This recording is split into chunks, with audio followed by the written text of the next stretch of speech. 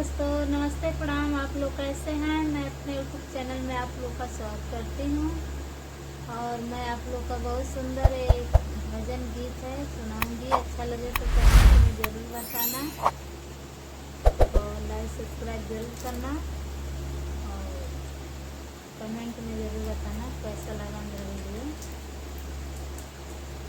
साधु की कुटिया भजन एक होला रामा, साधु के कुटिया भजन एक होले रामा।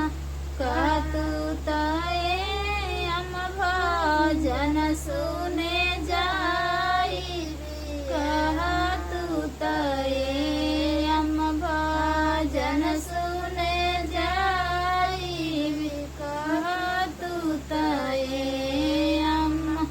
जब तू ही बेटी भजन सुने जैबू रामा, जब तू ही बेटी भजन सुने जैबू रामा। हमारी पति राखाऊ ये हमारी बेटी, हमारी पति राखाऊ ये हमारी बेटी, हमारी पति राखाऊ। जब हम रहली अम्मा लड़ी का गदलवा रामा, जब हम रहली अम्मा लड़ी का गदलवा रामा। तुहारी पति राखली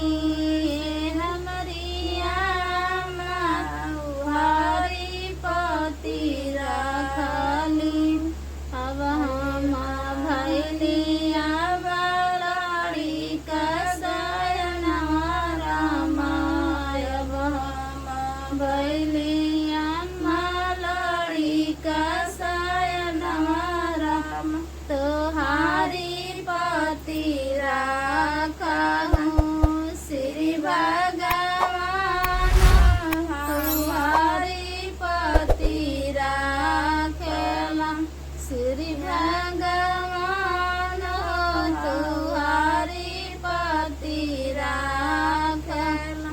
साधु के कुटिया भजन एक होले रामा, साधु की कुटिया भजन एक होले राम।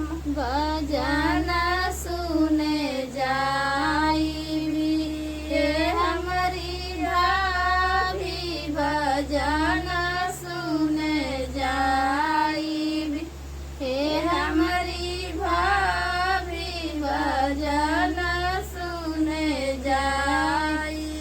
जब तू ही दो भजन सुने जैबू रामा, जब तू ही ननद भजन सुने जैबू रामा। हमारी इज्जत रखिया हमारी ननद, हमारी इज्जत रखिया।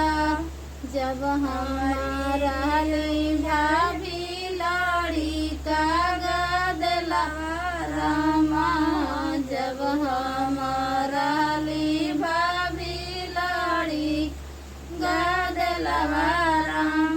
तुहारी इज्जत रखली ये हमारी भाभी, तुहारी इज्जत रखली।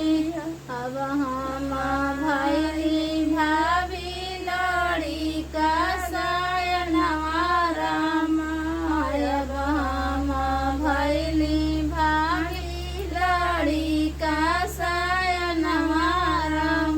तुहारी पति राखेला श्री भगवान, तुहारी पति राखे।